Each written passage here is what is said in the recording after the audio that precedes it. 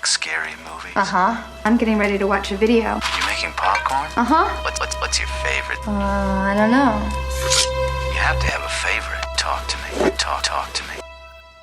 Hi, everybody. I'm George, and this is the best little horror house in Philly, the show where we talk about the best horror movie ever made, according to our guest, at least. And you might know today's guest as a co-host of the Gentleman Overlords podcast or as part of the Flagrant family of pods, but you definitely know him as the Drop King. Please welcome Robert Persinger. How you doing, bud? Hey, thanks for having me, George. Definitely happy to have you here. I am very excited to be talking about today's movie. But before we get into that, why don't you tell us a little bit about your history with horror? I remember getting into horror with I guess you'd consider them like horror light or like kind of kids movies that have that scary bend to them, like The Witches or Dark Crystal. Sure. Just things from, the mid-'80s that just felt like they don't make them like that anymore. But they do it. They have legitimate scares and, the Never-Ending Story, the Gmork, the wolf from that is, I think, terrifying. And sure, everyone talks about the bog, but the bog is sad. Talking about the Gmork. The bog is sad, and then the wolf about to snatch him up right after he lost his friend is even worse. Piling on. A great prop in that movie.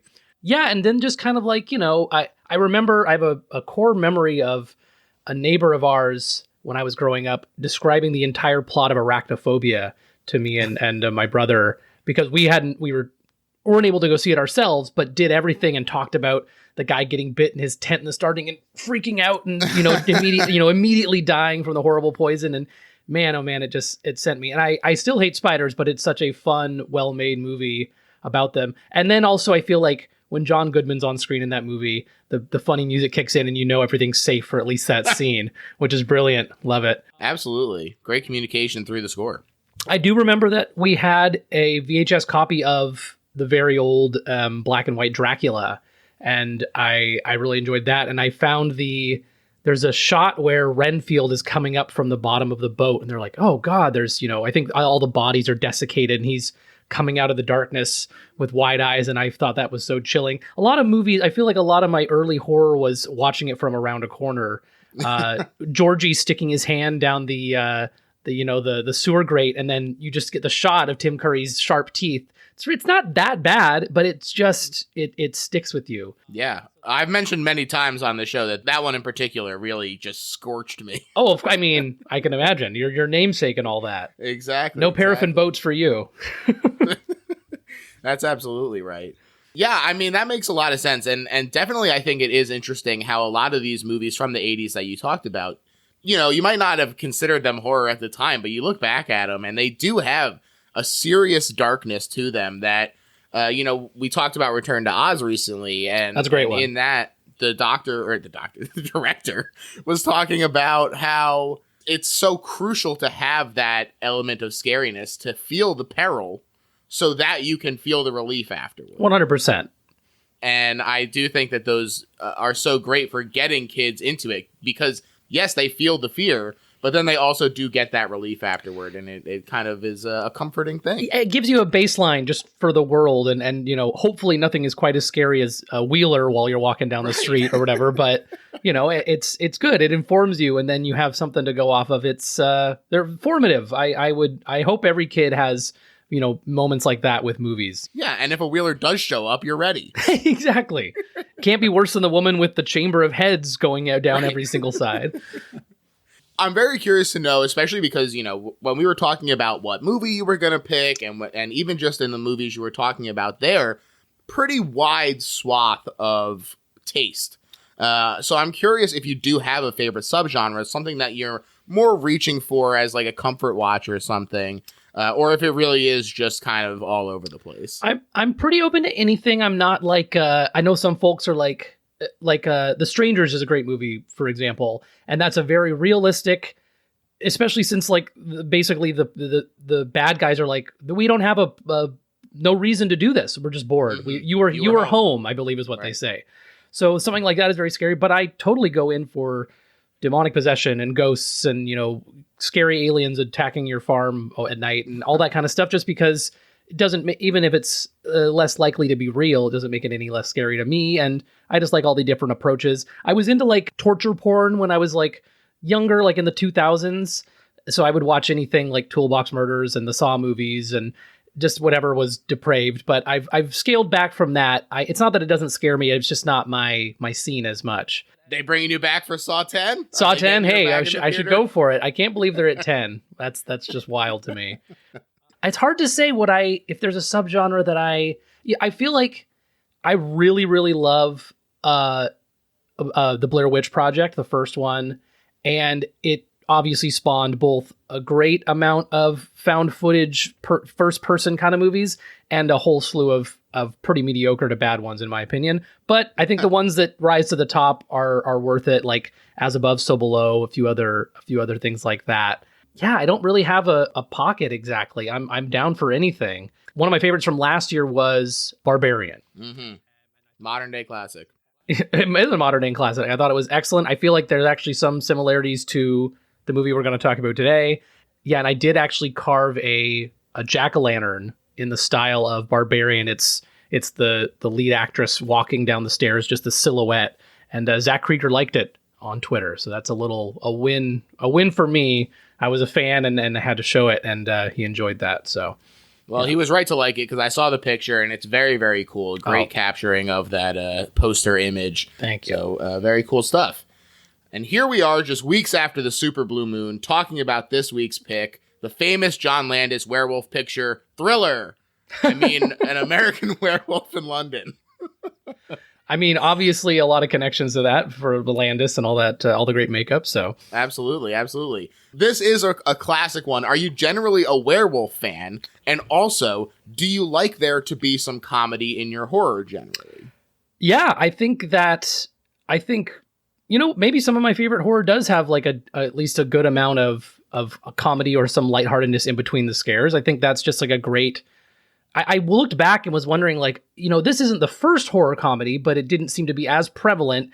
And it sounds like from stuff I read that some people were confused. Oh, it's too scary, but it also there's comedy. Oh, it's too funny and there's not enough horror. And people weren't able to settle on it. People were walking out at too scary parts and didn't get the tone. But I do like werewolf movies. I like Dog Soldiers is really fun. Ginger Snaps. The Howling movies. There's Howling 3, The Marsupial, I think is a pretty wild one where they introduce Australian style werewolves of different creatures. But yeah, I'm totally open for all of those. I haven't revisited in a while, but I don't think I loved American Werewolf in Paris, which was the threatened movie if they didn't give them, actors visas or whatever. So that's right. I thought about watching that one in my preparation for this because I watched a lot of werewolf movies going into this, partially for research and partially just because I find that I really appreciate the vibe on a werewolf movie. It feels very autumnal to me. And as we end the summer season and move into fall, I really was like, oh man, this is really getting me in the mood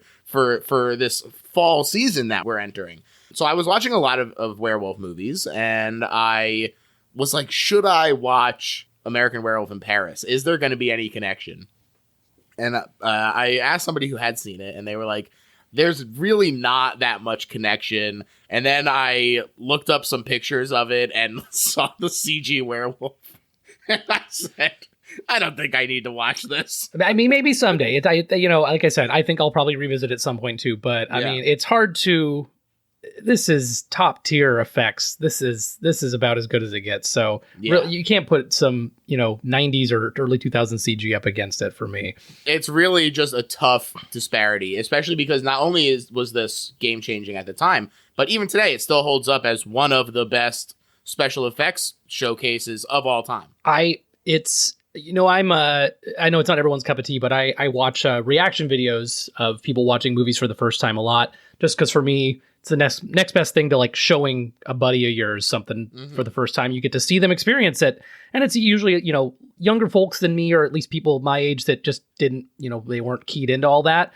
I have watched some of for American Werewolf in London, and the reactions are great across the board, but everyone is just blown away by the effects and cannot understand in their brains how they made it happen, because it's just right on top of the main actor. It looks like he's transforming. It's insane. It's just insane. It's movie magic in the realest sense. I will also say, director John Landis says, it's very funny, I hope, but it's not a comedy, not a happy story. Those two boys are dead at the end. I mean, I disagree with Landis on a few things, but I feel like he can embrace that it's also comedic as well. It's comedic. Yes. Maybe it's not a comedy, but it is comedic. Right. I think that that's definitely what he's going for. And he was frustrated with people not being able to accept that it had both of those things in it. And critics especially really sort of bristled against that. But he was explicitly trying to do a contemporary version of an old movie, trying to capture the horror that people felt at the time. And part of what makes that very explicit connection interesting is that not only is American Werewolf a very Jewish movie, but even the original Wolfman movie is. And in 1910, the book The Werewolf came out in Germany, and it was very popular and had more of a like rural protector of the people interpretation of what a werewolf was. Oh, interesting. And so when the Nazis rose to power, they took a lot of influence and imagery from this book, encouraging Germans to form wolf packs that would savage their enemies in the night. And among the Jewish people who fled Germany was Kurt Siodmak, the man who defined the modern werewolf by writing The Wolfman for Universal Studios. And it's pretty easy, once you understand this context, to read The Wolfman through a Jewish lens, seemingly decent men who turn monstrous overnight and for whom the only salvation is death. Even the vision of a pentagram on their victim's palm is similar to the yellow patches that Jews had to wear under Nazi rule. So there are a lot of connections to the Holocaust and to the original Wolfman. Wow. And then you cut to John Landis, whose Jewish family immigrated due to the also awful Russian pogroms, and he's in Lithuania, Yugoslavia at the time, working as a runner on Kelly's Heroes. And it's here that he sees a gypsy feet first funeral, in quotes, meant to prevent this guy from getting up and causing trouble. And so this display of superstition, combined with his regular exposure to the Wolfman as a youth, inspires him. And in fact, the universal rules are referenced frequently. But he also takes that Jewish perspective, centralized in the SS Wolf dream sequence, which we'll discuss more when it comes up in the plot. But it's so fascinating to me because I don't think that it was like John Landis sitting down to be like, I'm going to write an amazing Jewish horror movie. But like, you write pieces of yourself come out in the writing. And so just through his own having grown up with images of the Holocaust and everything, and that natural heritage of the Wolfman, it just is really interesting to me that did come out and is viewed, like you can see it through that perspective. Yeah, that's really fascinating. I definitely didn't know about some of the origins of that, and the fact that David Kessler is Jewish, I'm sure was not, was definitely a big part of it too. The nurse made sure to make sure. Right. She checked. So he wrote this movie in 1969 while he's working on Kelly's Hero. He's an 18-year-old. It got him a lot of jobs, but nobody wanted to actually make it because they felt it was too scary to be funny or too funny to be scary. That's right. And it is a hard needle to thread. Like I said, he does feel it leans to the horror side, but that's what allows this, quote, fantastic and essentially ridiculous thing to become real.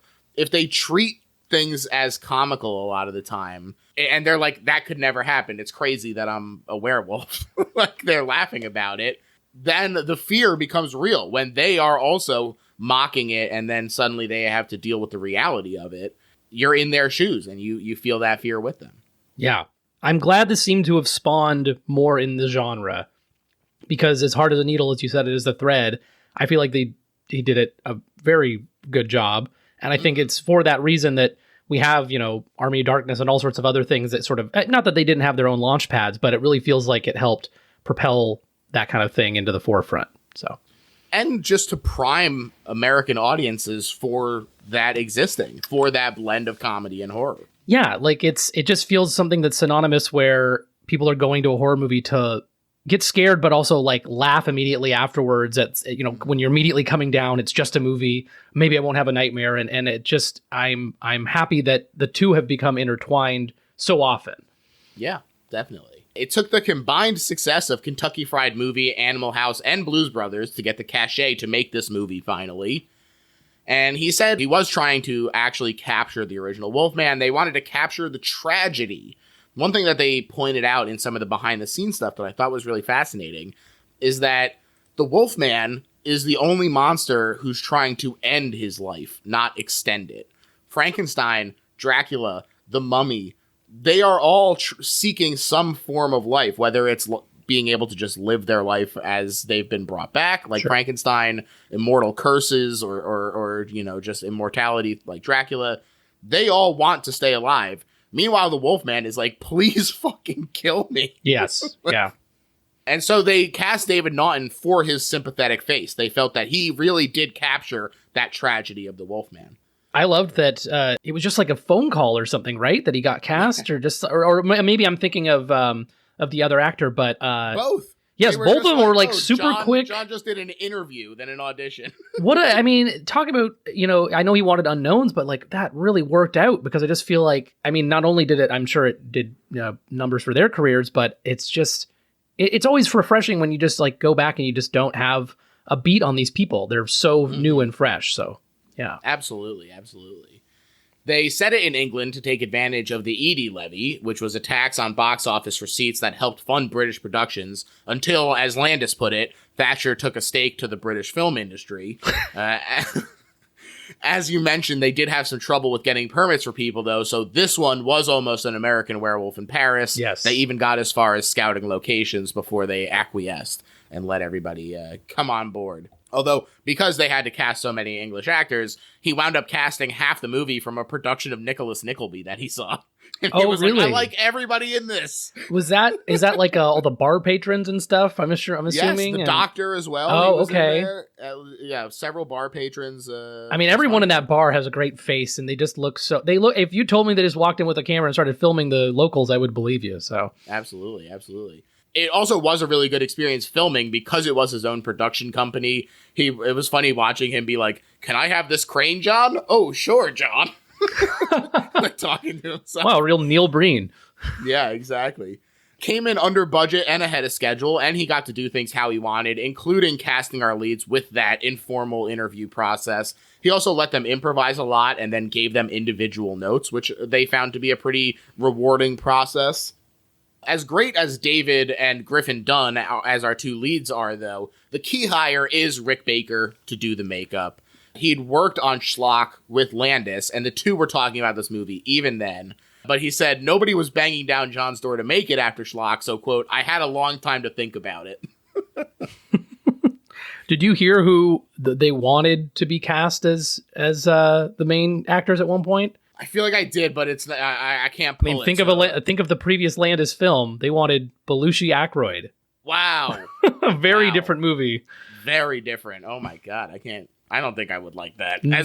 Blues Brothers is literally one of my favorite movies. It's something that my dad and I watched a ton together growing up. So it's just something that I cannot be unbiased about. Sure. And even so, I'm like, I don't think that would be. They're great, but it's just a whole different vibe. These are young guys, traveling Europe, and I feel like the other one is like they're there to meet their sons or something. Yeah. Even though they weren't that old.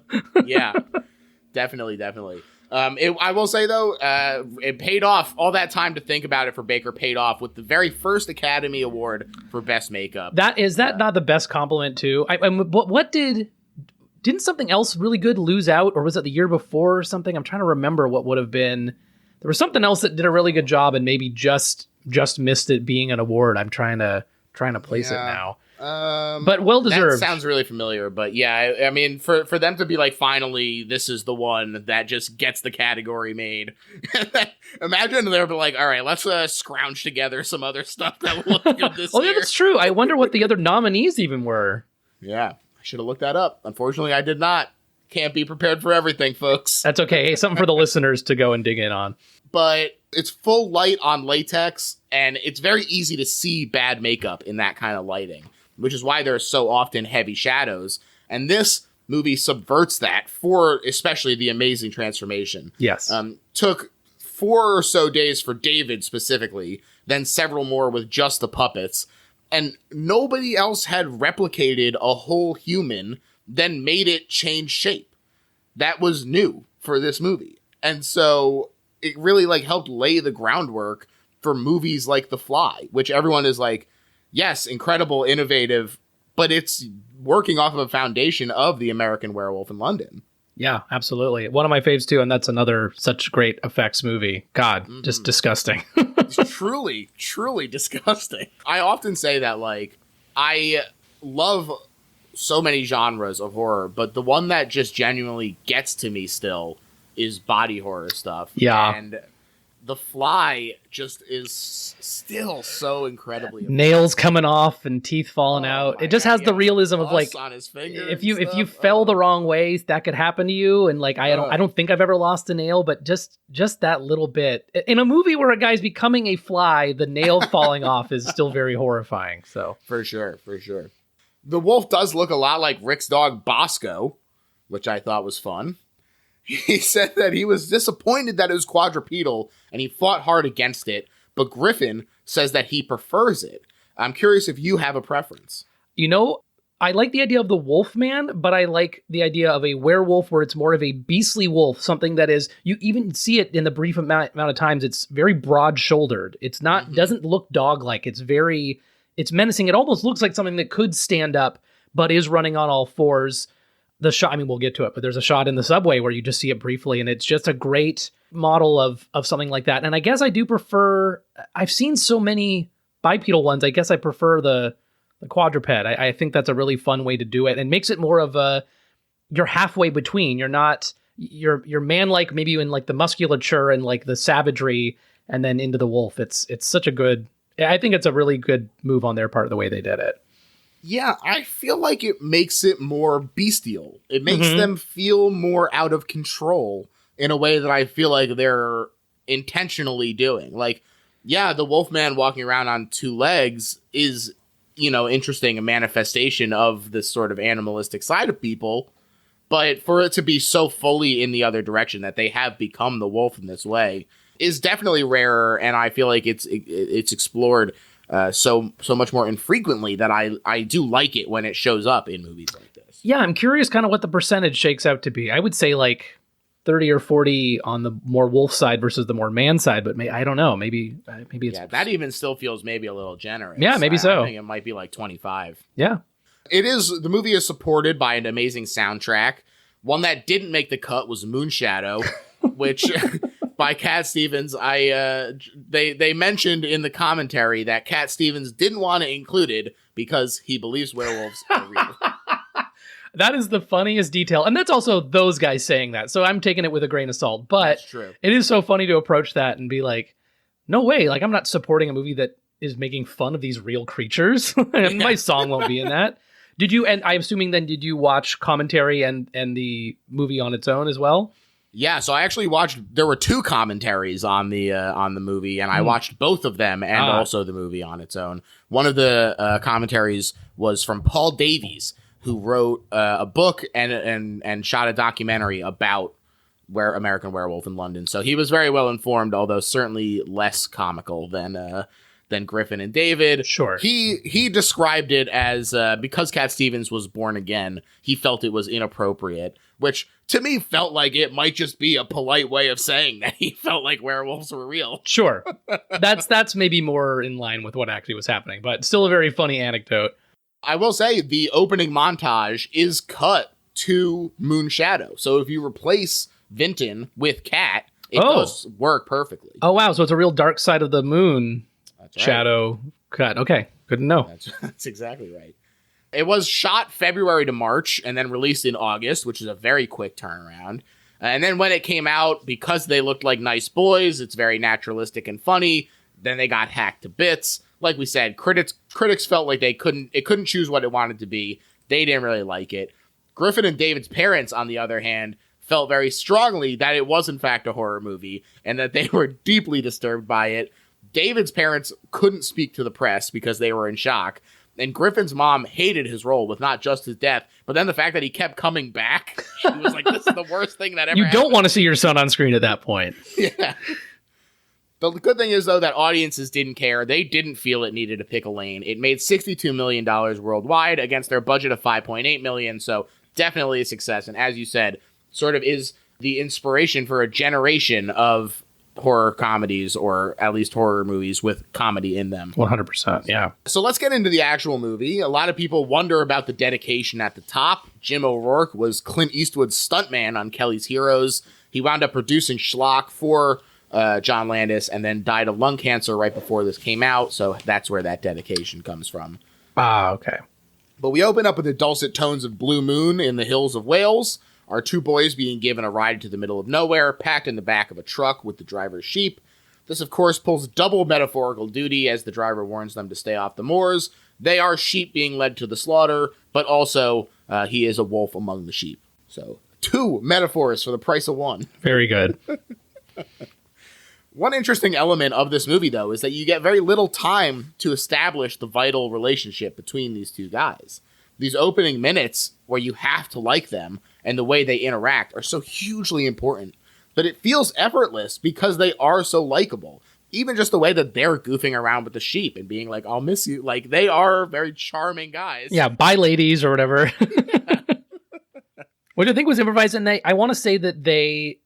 I probably read that they didn't know each other prior to giving these roles, and ended up I think they both grew up in Connecticut or something. It's great that they were thrust into it together and then immediately have that rapport. If you told me that these were actors that had gone on the same auditions for years, I would have believed you, because it's very naturalistic. I really enjoy that about it. Absolutely. In the commentary, the very first story that Griffin tells is one about how this was one of the first things that they shot. They're out in Wales. They only have one toilet-having trailer. And when Griffin went in to use it, someone else didn't realize he was in there. They used a pickup to drive the trailer to a completely different spot, like 4 miles away, while he's in there trying to take a dump. Insane. Terrible start to filming. Yeah, especially since he probably, did they make him walk back, or what happened? Yeah, they're like, where the fuck is Griffin? Also, where's the bathroom? Didn't we need it for a little bit longer? They also got a little worried about this being an elaborate murder plot when the first thing they do is, okay, get in this truck with a guy you think is some local and drive away. It's like, oh, all right. But they stop off at a local pub, the Slaughtered Lamb, very iconic bar, as you say, full of faces with character. Oh, it's the best. They get a frosty reception, though. It is a great scene. The puffer jackets that they're wearing are intended to be sort of like spaceman vibes. Like, they're completely out of place. And it works really, really effectively. As they said in the commentary from Paul Davies, the documentarian, he was like, it does such a great job of establishing them as different, as out of place already. Not a vest or tweed on them. They're nothing like anyone around them. And yes, yeah. Look around. No paperboy caps betwixt. I would kill to own either of those 2 jackets. They look so comfy. I love them. Yeah. Hey, just some classic North Faces. Gotta respect them. Jack points out the pentagram, or pentangle as he calls it, and wonders if they're warding off a wolfman, per the Universal Movie Association with the symbol. And we get the iconic line of, "You made me miss." It's just such a I've great never missed that board before. What do you think of movies where they reference that there are those movies or stories in the universe? Because they're saying, oh, it's like the Universal Wolfman. It's like, oh, okay, they're just saying there's wolfmen in this, because there's movies that dance around it. It's the first time that zombies appear. There is apparently no zombie media, or you know what I mean? Right. So it is interesting that they literally name check the Universal Wolfman before all this kicks off. I like it because it's sort of, in a lot of these horror movies, like the ones that you mentioned, where they don't reference the media that everyone's learning exists. Everything for the first time, or yeah. Yes. And yeah, that sets them up to do some interesting subversions, definitely. But you're often wondering, like, okay, what are the breaks from the tradition? Like, am I gonna be surprised by stuff? Whereas with this, it immediately puts you on the same level as these characters. You go, okay, the Universal Studios Wolfman is the baseline for what the rules of the Wolfman are here, right? Sure. And so when later on he's like, oh, I think it can only be killed by someone who loves you. that was an odd one, but also, and I think, well, we'll jump a little bit ahead, but like they mentioned silver bullets and he's like, don't be silly. What are you talking about? Right. So, And so for them to set this up and then subvert it, by saying like, oh, pieces of that are actually bullshit, I thought was pretty interesting. So I definitely think it can be done very clunkily, but they pull it off great in this. Yes, yeah. There is some reticence from the group. They're all wary enough of these 2 boys from Pace Picante style New York City that they do the English equivalent of get a rope and send them out into the cold embrace of night and the jaws of the wolf. Murder it is. Yeah. Beware the moon, lads. How do I beware the moon? I know the Moors part, but like I can't stop the sky. What are you talking about? Running It is from shade to shade. Comical that just after this they just make a 90-degree turn off the road into the. He's distracted with thoughts of Italy. That's true. They're singing and yes, yeah. That's right.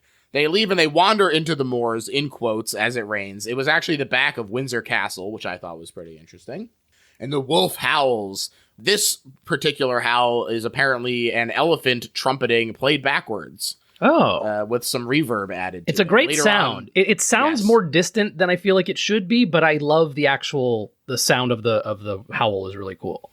Definitely. Later on, there's a pigs one. I feel like this elephant one is working for me. As you mentioned, it does sound a little distant, but when the barmaid is like, "Oh fuck," I'm like, "Oh fuck!" It is scary. It's an intense noise. He's on the hunt.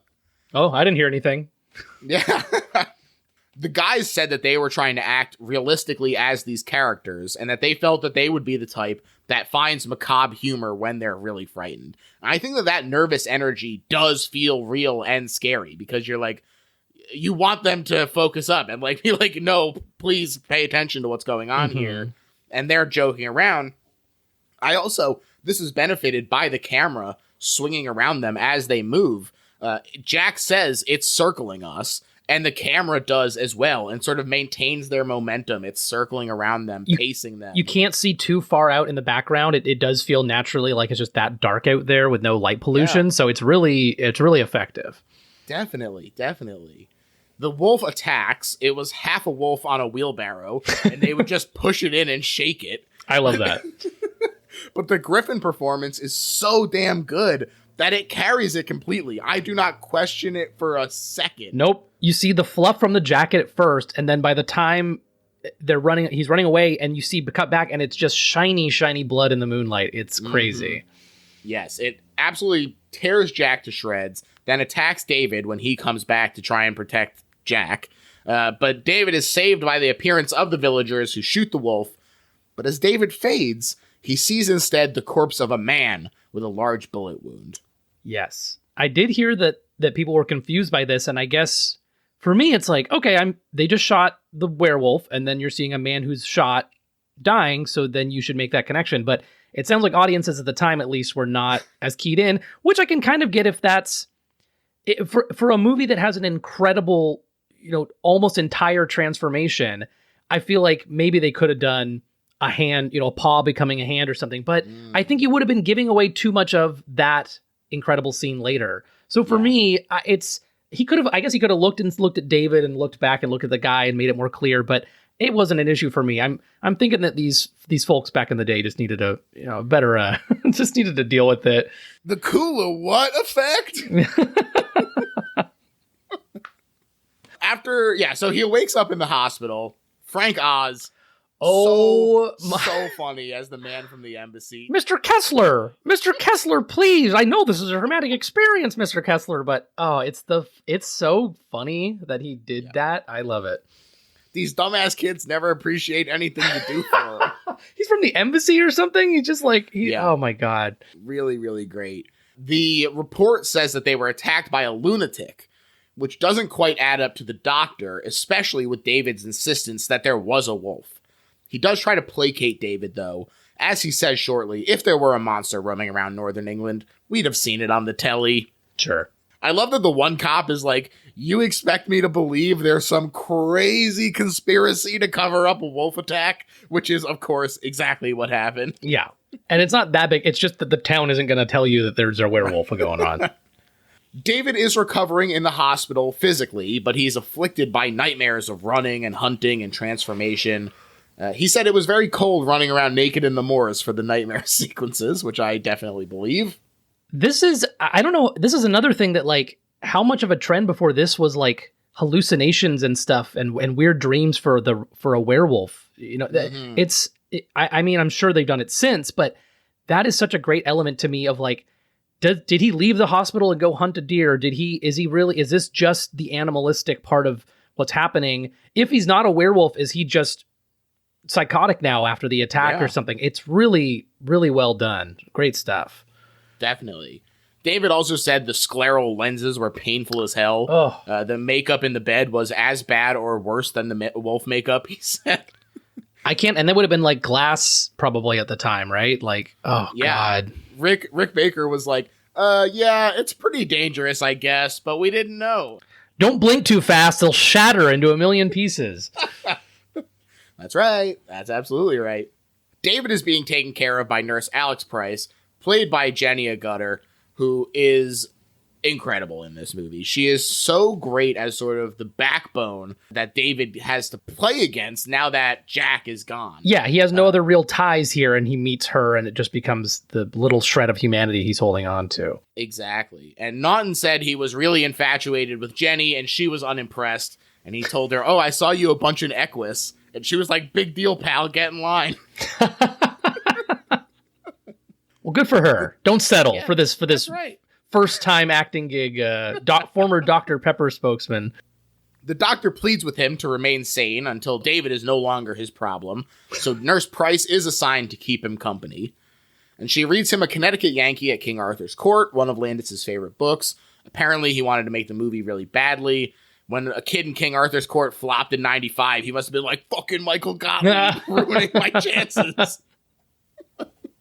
But this leads to another dream sequence, perhaps the most memorable, the one that I alluded to earlier.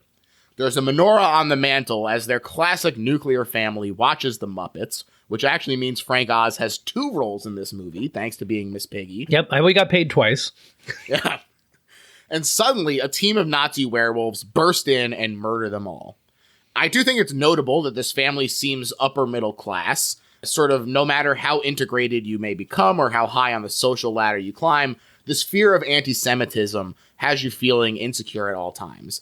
Like I said, I don't think that necessarily John Landis sat down and said, I'm going to write this allegory, but it does recreate this fear that the original Wolfman was commenting on, that Nazis, internalized as werewolves through their own imagery, can infect people again in an instant, burst into your house, kill your family. It feels almost like the wedding scene in Fiddler on the Roof, honestly. It is so shocking, and the thing that works even better for me is this is the fake out nightmare right before another nightmare on top of it.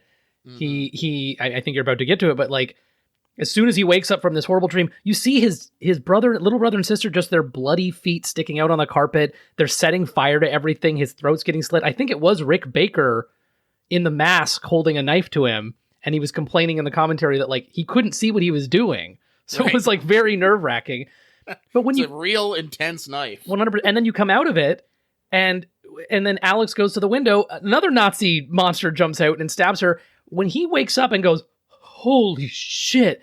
It is like the best. I think that's like my favorite thing he does in the movie. Cause if you've ever had a dream that bad and you come out of it and you're like, thank God I'm back in reality. He must just feel like he's being split apart mentally. It's so good. Definitely. Directly influenced by Buñuel's discreet charms of the bourgeoisie, in that dreams within dreams confusion, the repeated wake-ups. It is really effective. You know, the double whammy, they love it, I love it. They said during premieres, it was really intense, and some people had to leave because they were just like, the back-to-back scares like that were too much for them. It must have been pretty novel. I feel like there wasn't a ton that was doing it on top of each other like that, so. Yeah, definitely. And so he does wake up, and Griffin is there. He's all torn up. He's asking for some toast. Yeah, his first line, can I have a bite of toast? It's so powerful and fucking wild. I mean, this is not a novel thing to be like, oh, the little flapping piece of cheek is gross, but good grief, that thing is fucking gross. I was going to say, like, this has probably now been said on like 1,000 podcasts, but that flapping piece of skin is maybe the best piece of special effects, physical special effects for like a wound. I am a stage 1 fan of Griffin Dunn in this. I like the decay. But stage 1 is so visceral. It looks like he just got peeled off the moors. The blood is only a little dried on his jacket, but everything is just wet and open.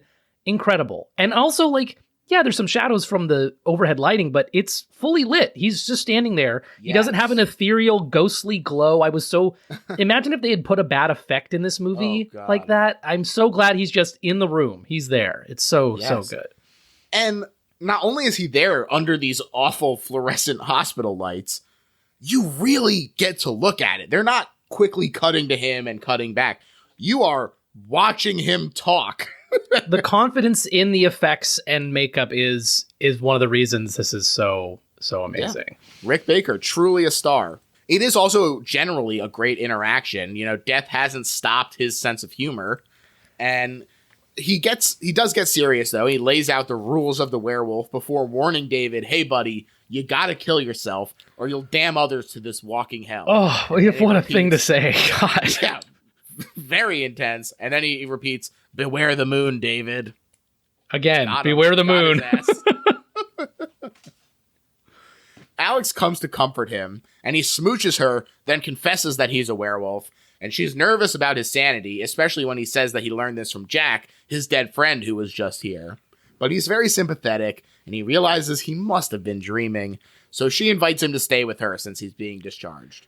Alex, this is a little wild, Alex. I love her character, but this is maybe not the best idea.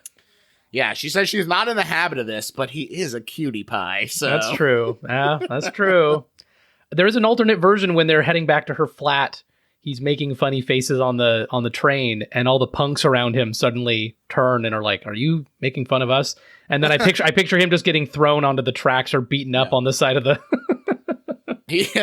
It's also a funny lead into the culmination of their flirtation, where she's like, perhaps you'd like to watch telly whilst I shower. And he stands there innocently whistling while Moondance plays, and then it just cuts to them making out in the shower. Oh, yeah. So funny. There's not a lot of showers in London, apparently. I think that this actually did come up in another episode.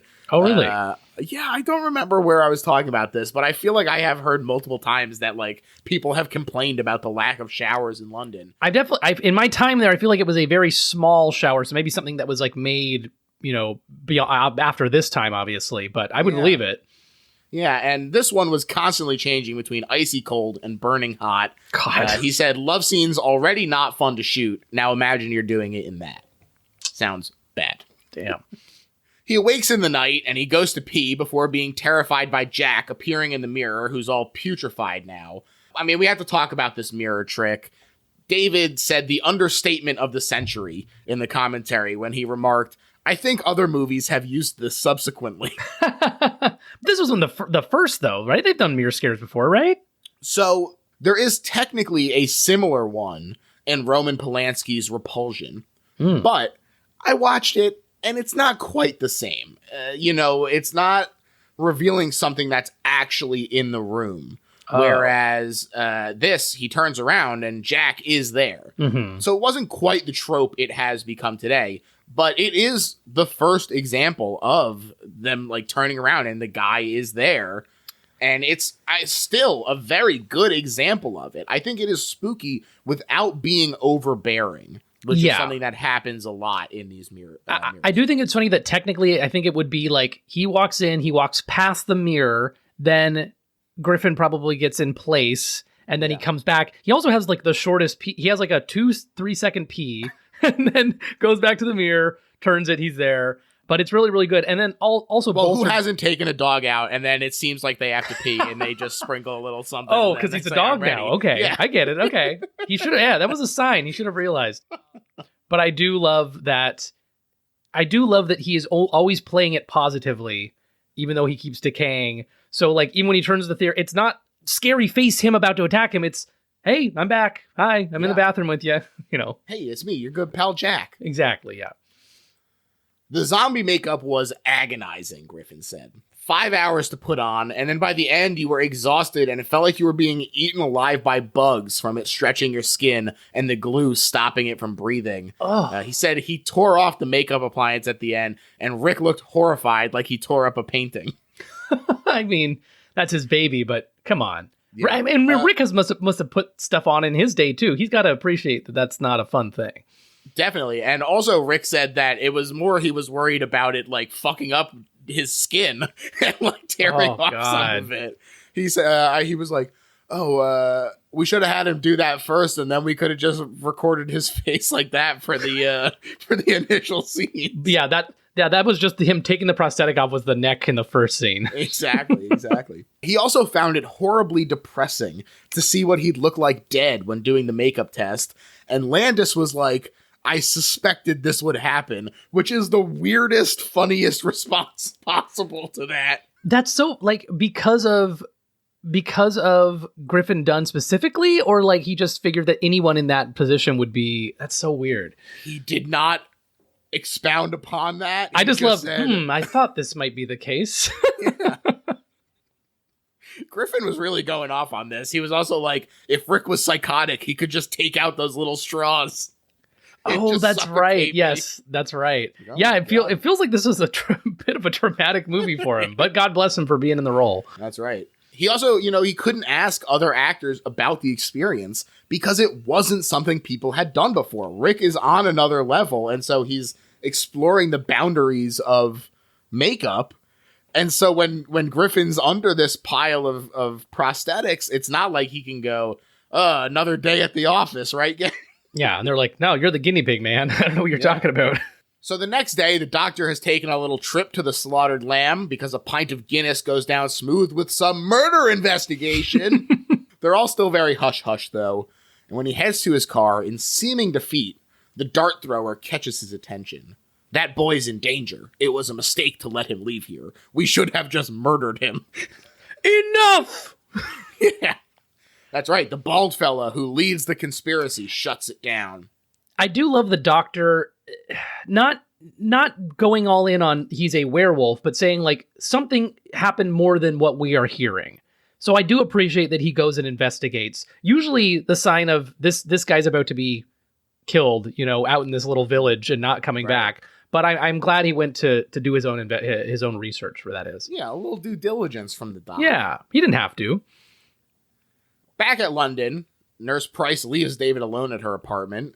A dog freaks out at him, as she does, and he gets locked out. Then, while climbing in, a cat gets mad too. So things are going less than perfectly as things are. Cats and dogs don't like him. That's right. He amuses himself, or rather fails to, while Bad Moon Rising by Creedence honks on the score. Suddenly, they're in for nasty weather indeed, John Fogerty, because the moon is out, and Jesus Christ, I'm burning up. Oh my God. This transformation, again, so much has been said about it. It's hard to speak about it in a way that doesn't feel like a cliche at this point. It's hard to impress upon listeners how intensely effective this scene is. I watched it so many times because not only did I watch the movie 3 times, in the special features, they show it over and over and over again. And every time I just, you watch him screaming in this seemingly real agony. And it's just so powerful. It makes me so uncomfortable. It's a powerhouse of effects and performance alike. And I think that is maybe part of what gets left behind, is that David's performance is lending as much to the scene as the effects are. Because when he is begging for help, he apologizes to Jack between the screams. That's true, yeah. It is just so intense. It's great. I'm repeating myself, but it's the case. I think that David brings so much to it that often gets overlooked when people are rightfully praising the effects. Yes, that's a good, because imagine if someone just wasn't able to sell it with all of that stuff on their body. That would be such a bummer, because it would be corny. The part that's really chilling too, and I mean, it's not a mistake. I'm sure that it was directed to do that. When he looks directly at the camera at one point, it looks like he's pleading to you, the viewer, to fucking help me. This hurts. Anyone, please. The idea too that he's just calling out in this apartment, anyone walking by, please come in and help me stop this from happening to me. I love also the cutaway to Mickey Mouse for a second. We did have "Hi, David" earlier, so that's a weird little theme. I love that he's included in the werewolf transformation. That's right. Incredible stuff. I know I had a buddy who worked at like a haunted house, and for part of a scene had to be kind of like up through the floor or something, part of his body or torso through a portion of something. And it does sound like that's what they did for the part of the transformation when he flips onto his back and it's kind of elongating. He's just impossibly, the dimensions are no longer human-like. And I can't imagine how tough that would be with prosthetics on and sitting in that position. And then to think about all of the individual different shots and extensions of the legs and stuff, how much of it was actually on him versus was, just, a shot filmed separately by, it's incredible. It's really incredible. And again, we can't see it enough. Just the confidence of the full light transformation, everything right in front of you is so impressive. I love a good effect and used well with shadow, but this is special. People don't usually do something like this because it's CG and it looks bad against the background, and it's just not impressive if you don't have the right physical effects. And they don't think they'll ever have anything quite like this ever again. Right. It was the perfect moment where the prosthetics had advanced far enough to be this impactful, but not so far that they're like, oh, well, let's touch it up with CG and let's fiddle with it here and there. It fools you. You stop. There's parts where you're like, is that still the actor's face? It's stretching out. Is that on him or is that just a model head? It's incredible. Just incredible. It really is. And, it seems unsurprising at this point in our cultural legacy for me to say, oh, it seems unpleasant to become a werewolf. But when you're used to things like Lon Chaney Jr.'s legs suddenly dissolving into hairiness, or, in Werewolf of London, he famously dips behind some pillars. And yeah, those are great effects, and it's very impressive that the editing is used so effectively to help cover up the transformation into werewolves. But because of their nature and the suddenness of them, they are just a werewolf all of a sudden. There is no pain of transformation like there is in this one. And so that is just another way that this helps distinguish itself, that it is in full light and you see this extended sequence of the transformation and it is agonizing. Yeah, I wonder how much of that is really, novel for all of the stories about it, because it is a great detail to add to the werewolf lore that you have something like that happen to you and it is excruciating. And not only that, but after it all happens, you've lost yourself. That's another reason I think I like that he's more, like you mentioned, bestial, is that it doesn't feel like a wolfman running around that can recognize someone and can decide to wait and hide and do. This is just, he's rampaging after this. And and clearly, we'll learn later, has no idea what happened. It's basically like amnesia after he, started to get super hot and take all of his clothes off. It's just incredible. I'm glad that they added that to the sort of werewolf lore, because it's a great detail for stories and something that makes it extra scary. You don't just become a badass wolf. It hurts. It sucks. Twilight, they just explode out of their clothes and they're big cool wolves now. It's fine. Nothing happens. So I'm glad that that's what they put there. Yeah, I like it as well. I think that it really works. I also do like that amnesia that you're referencing as well, because when, not to jump too far ahead, but when he wakes up the next day and he is feeling great. Oh, yeah. He's like, I feel like an athlete. Yeah. And you're like, David, you murdered 6 people, my friend. Yeah, you should still be concerned given where you've woken up and everything. We'll get to it. But. So the wolf does go on his jolly old rampage. He murders some pranksters while their hosts declare them hooligans in the park. I love this couple. They are so... Well, she's like, what are we doing? He's like, let's go give them a good scare. And I just love them. They're so funny. They'll never see it coming. This was a reference to Thatcher saying the Brixton riots were done by youthful hooligans and that race wasn't an issue. And in the interview, John said, okay, Maggie. That is a funny, what is she seeing from the window? Oh, there's hooligans again. It's like, well, it looks like a dog eating a bunch of raw meat. What are you looking at, lady? Just rustling bushes. It's that famous balloon thief that's been going around. This is intercut with the doctor discussing the situation with Nurse Price. It is kind of funny to have him be like, Oh, it's mass neurosis. David believes he's becoming a werewolf, and he won't run around on all fours, of course, but he might be a danger to himself and other. Meanwhile, he's this insane, huge hound from hell. He's like, I'm not talking about running around on all fours. And he's like, he is. But that it does go back to, I feel like at any other point in most movies, this is the cop saying, go home. This isn't anything happening. I like that he's halfway. He's like, something is going on. I think that these people have convinced him that he did get attacked by something else or whatever. I think that's just, it doesn't feel like a lot of horror movies go that route. So I do like that he's getting there on what is happening to David. Yeah, a little trepidation, to be sure. Yes. He's a doctor, a medical doctor Sure. still. But yeah, he's at least buying a little bit of it. Meanwhile, David is moving on to attacking some unhoused gentlemen at the foot of the Bridge of London. Nice shot, but a gruesome fate. Yeah. And he moves into the London Underground next. Another great scary scene as the growls echo, and he pursues this lone guy trying to play it cool, which is pretty funny. I don't know what time this is supposed to be in 1981 London, but I feel like someone else would have been in this train station. Maybe not. Maybe I'm wrong, but it makes it so scary that there is not another soul. That point of view shot coming around that curved tunnel. Have you ever been to London? No, I haven't. I've wanted to go, but this makes it look pretty scary. There's werewolves running around out here. Well, you got to check out the porno theaters is what I was going to say. But I do love that curved nature of the tube, and the idea, like, I feel like walking through those, you just can't help but remember that scene, right? It feels like anything could round the corner and you'd just be screwed. It's just tile and posters until you can get out. Yeah, I mean, I feel it when I'm walking around in the Philly subway. Hey. So if I were actually in London, I can only imagine how intense I would feel that recollection for sure. He awakens in the zoo, though.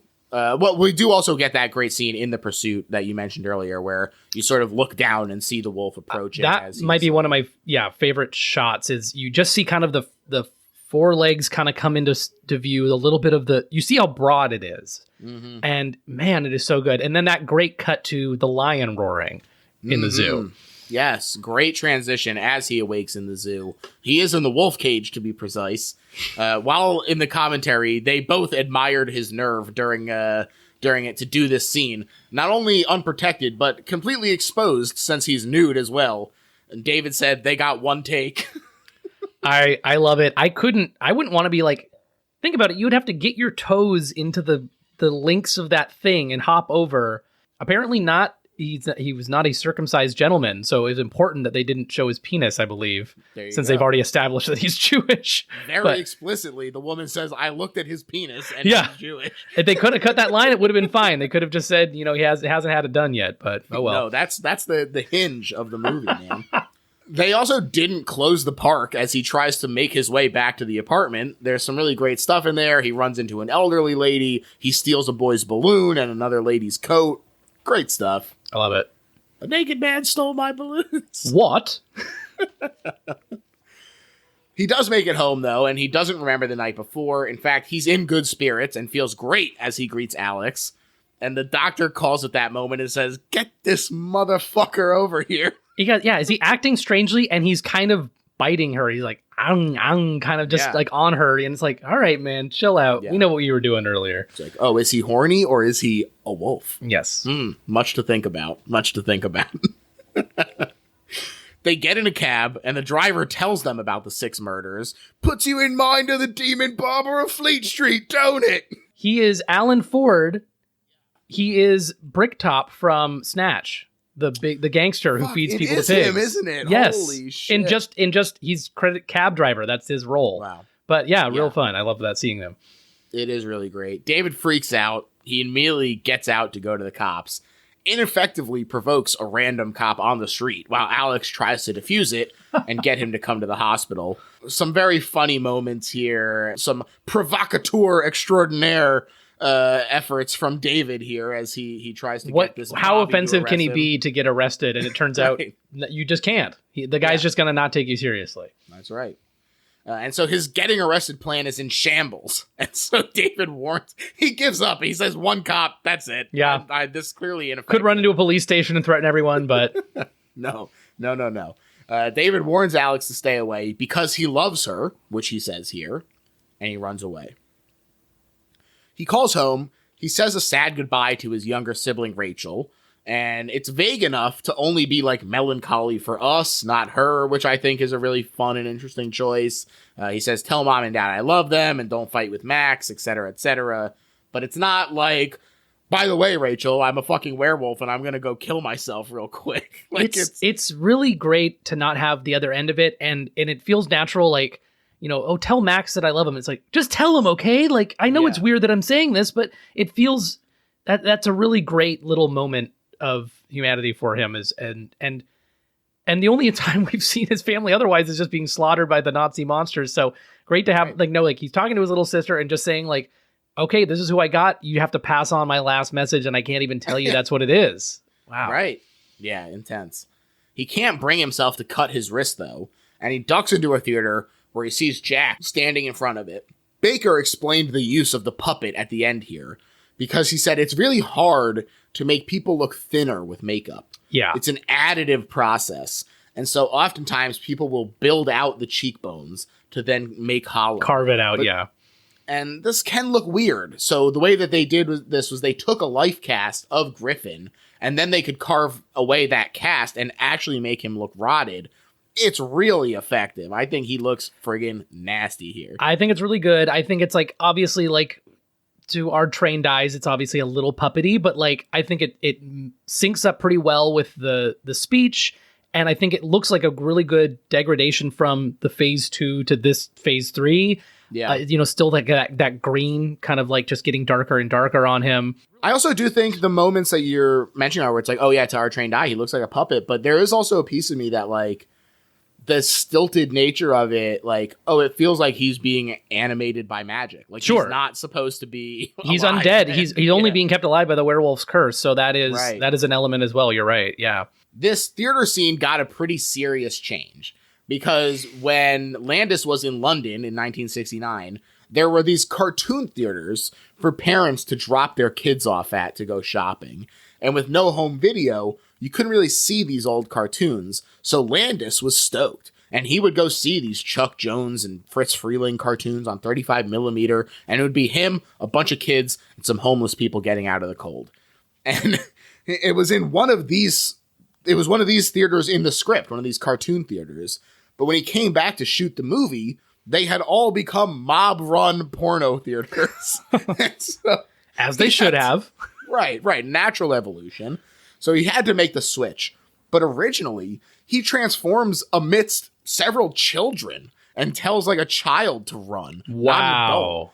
And so the idea of this being like that much more intense, I mean, it's already a pretty scary scene. And for it to be a bunch of kids as well, holy shit. Hard to imagine. But we would have missed out on that amazing porno dialogue where like the guy confronts the couple and he's like, I've never seen you before. And he's like, oh, sorry. And like leaves. Yeah. It's so good. It really is. And that is a movie that they shot. The first day of shooting, they shot the porno they're watching called See You Next Wednesday. Presumably, I saw some people didn't like understand the title. My understanding of it is that it is a reference to See You Next Tuesday, which is a way of course, being discreet about the word cunt. And so, I think that that's clearly what he's doing here. At least if anyone feels differently, they have a different interpretation of the title, feel free to send that in. But that's at least how I've always taken it. For sure. Because he watched a few of the pornos that were screening there, and he said, these are all terrible. So he said, I'm just going to make my own. Oh my God. John Landis just sitting there just critiquing them. This dialogue is terrible. See You Next Wednesday is going to be way better than this. The victims of David's rampage are all there as well. They're understandably pissed. They debate the methods of suicide in a moment of dark humor that I really like quite a bit. This is a great, and another, my favorite couple again, still cheery as all get out. You could kill yourself, shoot yourself in the head with a gun. They are so... The other guy, the subway guy, is understandably pissed. He's like, hey, man, my kids are orphans. My wife's a widow. Fuck you. And then the couple, you can throw yourself in front of the tube or whatever. I think that's the other guy's line. But they have not stopped their puckish behavior from before they got killed. That's right. And then you have the middle ground of the homeless gentleman being like, I can't say it's a pleasure to meet you. That's great too. Yes. Okay. And he's like, oh, well, what if it was, his friends, oh, what if it was, painful? Oh, who cares? Who cares? See, this guy's cursed us. I also, one of my favorite lines is, and we sort of alluded to this already. David asks if he'd need a silver bullet to shoot himself with. And Jack just goes, be serious, will you? It's him, his best friend that he died in the start of the movie is decaying and saying like, come on, man, are you really buying into all this hocus pocus bullshit? It's like, grow up. Perfect. Soon enough, though, the moon is full, and David transforms before going on another rampage in Piccadilly Circus, which was quite a feat to shoot. In fact, they were the first movie production to close it down for a film. The fellas said, this guy's just love car crashes. You know what's funny, too, is that the werewolf bites off the inspector's head. Mm-hmm. It goes clanging over a hood of a car. After that, I think it's just tearing across the street. All the other fatalities are just like automobile accidents, people getting run into other people going through glass and windshields. There's a cop that gets pinned between two cars, and I don't feel like the werewolf gets anyone else before he gets to the alley. It's really something else. There's ghosts haunting that car that are like, you need to kill yourself, car. This is also like maybe my favorite. I mean, I maybe haven't seen enough horror movies that took place in London, but this and like 28 Days Later are my favorite like Piccadilly Circus scenes in a horror movie.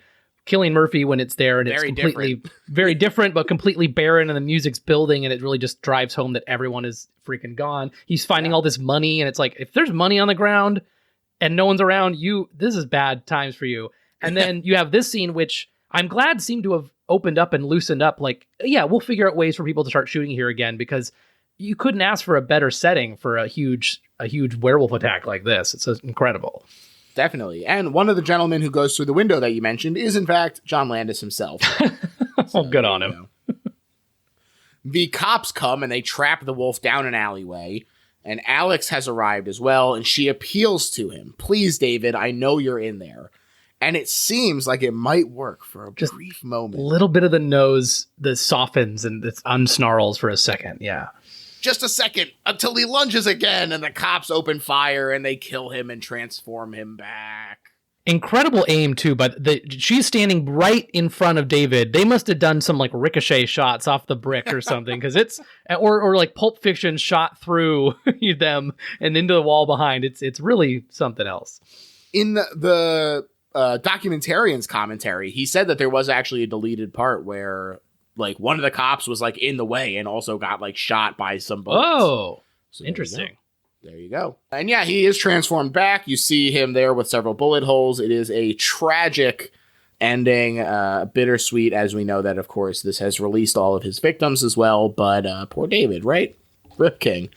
It's just really great. And the guys pointed out the lack of silver bullets in this climax, and they said, oh, we could do a couple more of these, which apparently pissed off Landis. He said, there'll be no sequel. We're done. He's dead.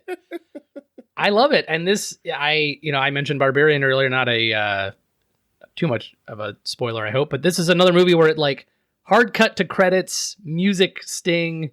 Yes. I love ironic. The abruptness of it to me is great. And they've just been doing these very moon-centric music cues the whole time. So for me, it totally fits in. It also explains that earlier scene that were confusing audiences at the time, where you see the naked man, with bullet holes in them and stuff. I don't know. I love the ending. I think that's divisive for some folks. It works for me. I don't need all the dead people, goodbye, disappearing to the afterlife. I don't need to go back to East Proctor and have them going, the curse is lifted. The red, the star disappears or something. We don't need any of that shit. We don't need it. Damn, I didn't think I needed it until you described those, and now you want Force Ghosts saying goodbye? Yeah. Okay, all right. Let's get Lucas in here. He'll touch it up. It'll be really Let's do nice. The George cut. Yeah. Yeah, that's right. And now, Robert, we've reached the part of the episode where we sum up where it's not just a good horror movie. Why, in fact, it's not just a good horror movie, but is, in fact, the best horror movie ever made. And I'm going to let you start. We have covered so much of it, and for me, there's just multiple elements of it. I think the fact that it cemented itself as a perfect blend for me of horror and comedy, even if it's a horror movie that has comedic elements. Sorry, John Landis. But don't apologize to him. He killed Vic Morrow in those hey, I wasn't going to so. say anything, but hey, and I don't know. I don't endorse the guy, but he made a great werewolf film. He's a talented director, no doubt. The effects obviously are an incredible part. The performances, I'm so glad that we had newcomers for Jack and David, and making it, especially like modern at the time. Like, I feels like it was an easier thing to make it a far-flung, back in the past, Victorian style, monster movie. And it really felt novel to make it modern and make it in the middle of bustling London, and just drove home like the real fear if like something like that broke out, if something ancient and that destructive broke out into a public setting like that, it would be devastating. Mm-hmm. It's it's referential to the werewolf lore that came before it. It added so much to it and to everything that came after. I feel like the scares and gore are just perfect. I wish I could get the cut with the songs that Landis wasn't able to get rights for, if only just to hear 5 more Moon songs. It's something that I watch not just every Halloween, but probably multiple times a year, just because it's not just a great horror movie, the greatest horror movie, but it's just a great film. And it's buoyed by just everyone coming together and really fully realizing just an incredible story. And something I'm so glad that you mentioned, the stories behind the origins of the werewolf that really seem to connect in a way that I wouldn't have gotten on most rewatches. So I'm going to take that with me the next time I see it. And I just feel like all of those elements combined just make it the best horror movie there is. Absolutely. I totally agree. To me, this is the best horror movie ever made because, yes, it has the effects. They are unparalleled. Rob Bottin and Tom Savini and all these guys. When you're talking about your Mount effects more, you gotta have Rick Baker in there. And it's not just this movie that puts him there, but I think that this is sort of the culmination. This is his peak. And it's not just the wolf, but the zombie makeup and all of that stuff. It is just an effects powerhouse. Practical all the way. And every moment of effects that are on screen, you are just going, how did they do that? It is so relentlessly impressive in that capacity. But then on top of that, you have some incredible writing. It is funny without getting lost in the comedy, I think, because the scares are there. The performances are incredible. They do such a great job of conveying that naturalism, feeling that easy friendship between the two of them, and then also being able to deliver the fear. And I think most importantly, and this is something that you mentioned, is its revisibility. I not only have seen this movie a bunch in the lead up to this episode, I have seen this movie a bunch in general because it is so fucking good. And I feel like every time I come back to it, I do like it more and more and more. And I started from a position of really fucking liking this movie. But every time you notice new little things, you're able to absorb more of the nuances of the performances, and all of these little things, like the doctor who does take it seriously, but is still, kind of caught up in his own worldview. It's all sort of explored without dragging the movie. It never feels bogged down in these digressions. And in fact, I think that this is one of the best paced movies of all time. That's a pretty great compliment. And you're right. It's not like I can't think of it and go, ugh, they need to get rid of that doctor subplot. It's like, no, he goes, he learns some information, he comes back. It's all, properly parsed out. Right. It's the time with Alex is all set up to that, their connection together, and then him being freaked out when he thinks he's transforming. It's so good. I mean, you did a great job of summing it up.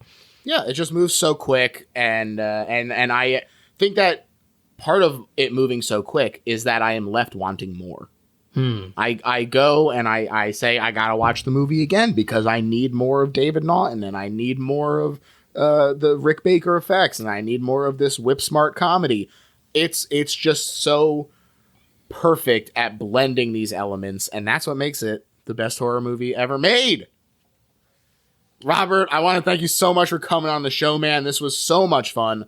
Please tell the people where they can find you, where they can check out your work, all that stuff. Well, I'm on social media, but I don't post a whole lot. So if you find my accounts, don't expect to see a whole bunch of content. I will, of course, be retweeting and reposting anything about my appearance here. That being said, I co-host the Gentleman Overlords podcast with a couple buddies of mine. I think we've been doing it for almost 9-10 years now, and we've been covering usually like kind of bad-ish, newer releases and stuff. But it got a little taxing, and with the strike, we've kind of pivoted to all just picking some old favorites and movies that we actually enjoy a little bit more. So a little less grueling, a little more of a format change, but it's been a fun time. Only doing that the last couple of weeks or so. I also associate produce for Hollywood Handbook and The Flagrant Ones. Great podcasts, a great Patreon if you're inclined to sign up. I know you've had some of the Flagrant family on before me, so I'm in good company. But yes, if you have any disposable income, I would encourage you to check those out. Other than that, just keep listening to this podcast because I really love it, and I'm so honored that you had me on. Wow. What a kind thing to end on. And of course, I encourage you to check out all of Robert's work as well. As he mentioned, I have had members of the Flagrant fam on previously.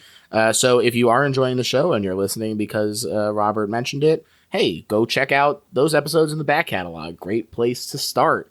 We had Under the Silver Lake with the Haze Man himself. Chef Kev came on twice to talk about once The Last of Us Part 2 and once Silence of the Lambs. So two great picks there as well. Andy Neese, the Grey King. He's been here to talk about The Exorcist and then also his own Tales from the Crypt musical that he wrote and was fucking incredible. So that's tucked away behind the paywall. Ooh. But a lot of great stuff there. We've also had Vera Drew come on recently to talk about Return to Oz. So if you want to hear more about that movie, you can do that. Justin Mancini was on recently to talk about Take Shelter. Broti Gupta to talk about Rocky Horror Picture Show. A lot of great stuff recently. And that is all culminating in hopefully a 24-hour live stream at the end of the year because I am doing a listener drive where we are at a point in the downloads for this show where reaching 100,000 downloads is possible, but a little bit of a stretch by the end of the year. And so I'm saying that right now I am committing to an 8-hour live stream. Wow. And then for every 1,000 that we get closer to the 100,000 download mark, I will add 1 hour to the stream. And then if we hit the mark, I will just finish it off. That would put us at like 21 hours, and I'll just finish it off, put us at 24 hours for a live stream packed with all kinds of fun guests. We'll do watch-alongs, we'll do legal thrillers, we'll do games, all kinds of really good stuff that I'm really looking forward to. So if you are enjoying the show, please just literally tell somebody about it. Like reviews are great and all that stuff, but there is nothing better for the show than just being like, hey, I liked this episode. Check it out. 100%. Yeah. So if you are enjoying the show, please do that. And you will help get us to that very big landmark, which I am really looking forward to. Big milestone. So please help us get there. And if you're really enjoying the show, check out the Patreon, all that jazz. You know how it works. Thanks, everyone. Bye. Bye.